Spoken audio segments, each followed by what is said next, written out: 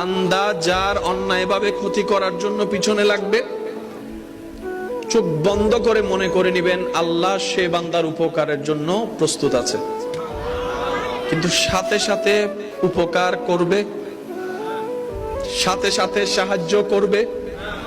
আল্লাহ তাআলা কিছু সময় নেন ওই বান্দাকে দেখার জন্য। আল্লাহ কি দেখেন? আল্লাহ দেখেন বান্দাটা কি আমি আল্লাহর জন্য অপেক্ষা করে কিনা। আল্লাহ দেখেন বান্দা হাজার কষ্টের ভিতরে থেকে অতীতের সুখের দিন স্মরণ করে শুকরিয়া আদায় করে কিনা। আল্লাহ দেখেন বান্দা এই কষ্টের ভিতরে পড়ে আমি আল্লাহকে ভুলে যাই কিনা, আমার থেকে দূরে সরে যায় কিনা। সাময়িক সময় আল্লাহ এগুলা দেখতে থাকেন।